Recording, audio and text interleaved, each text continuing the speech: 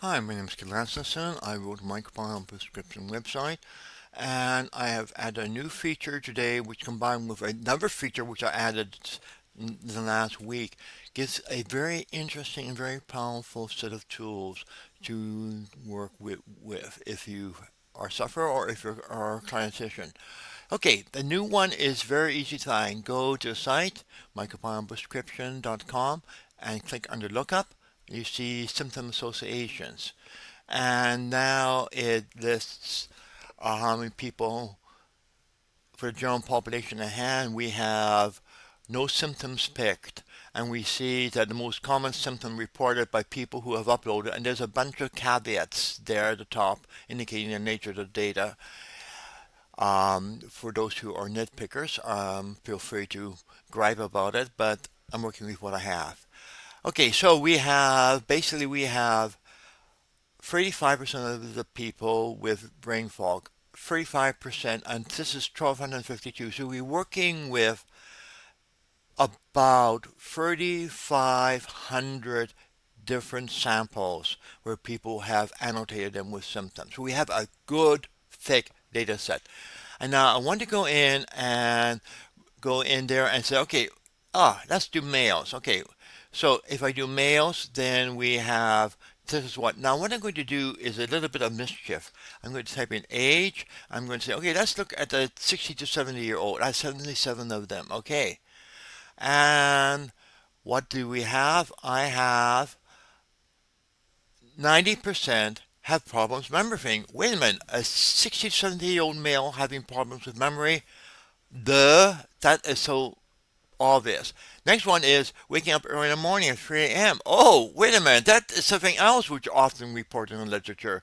So I could actually mark that and problem that. And then we have other neurological symptoms which are typical, but we also have 94% of people with this set of symptoms tend to have bloating, which is a significant percentage.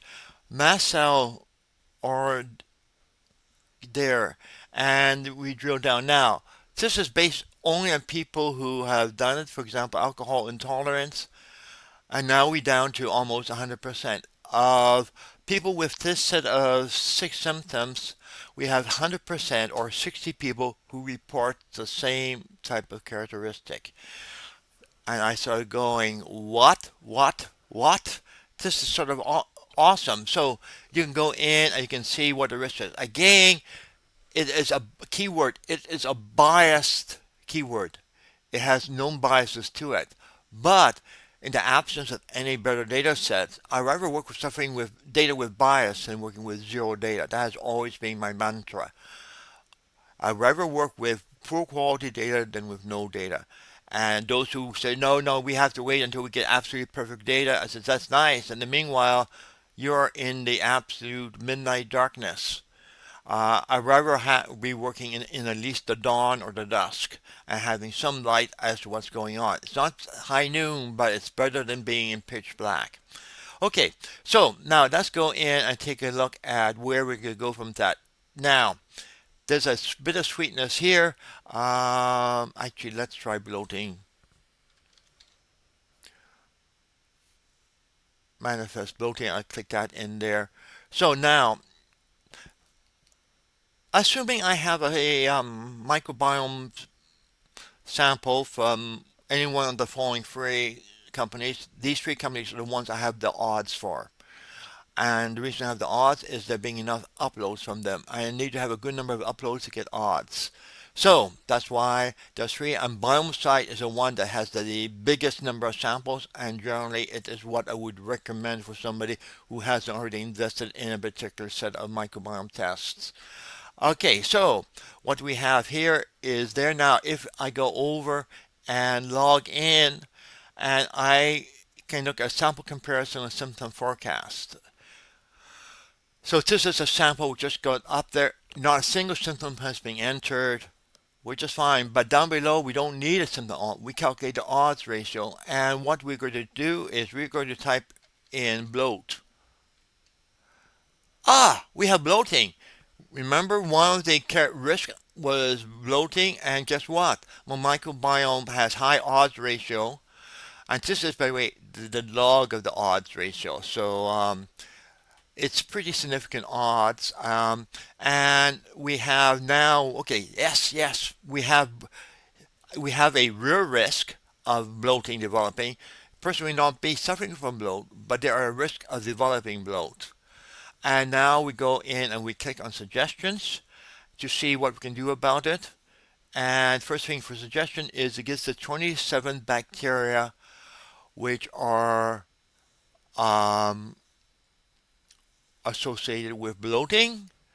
And I actually should get the title fixed.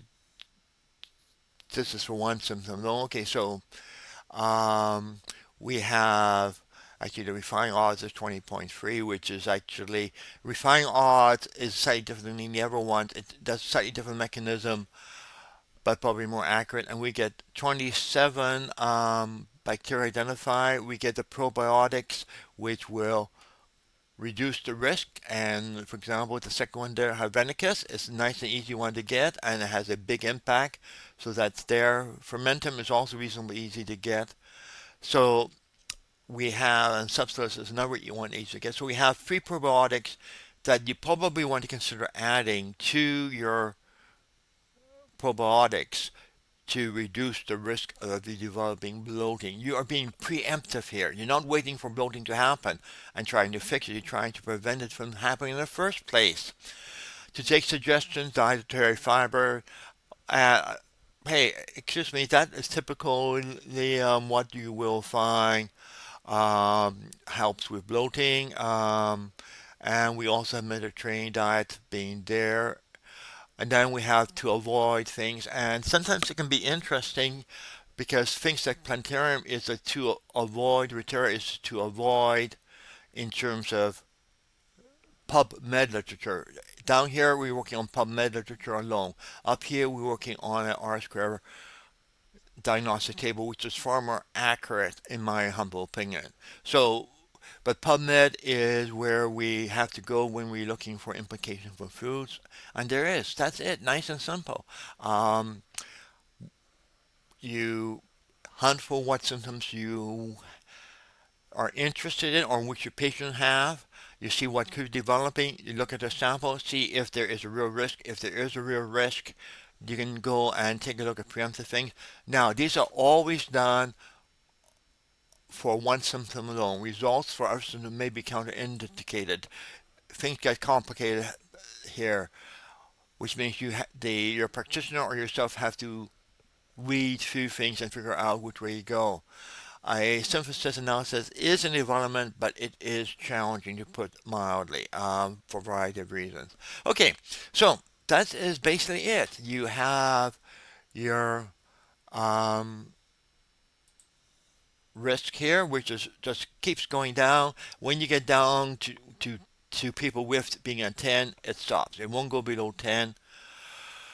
But as you see, some cases you get 100%. Let's go. What? Okay. Blood type A. We could toss that in. And now what we have is blood type A. You get 100%. Again, this is simply using what we have available for data, and that depends on how accurate people have done. There are a bunch of caveats. Uh, and just one repeat sample for the same person will increase the odds of some symptoms. Like blood type A, person always enter blood type A, blood type A, blood type A, and his other symptom. And guess what? You get this spike of people with that symptoms. So those are the caveats. Again, we are working in the dusk light, not midnight, and we're not in high noon. We are working in a biased area, but it's better than having no data. Okay, that's it. Have fun.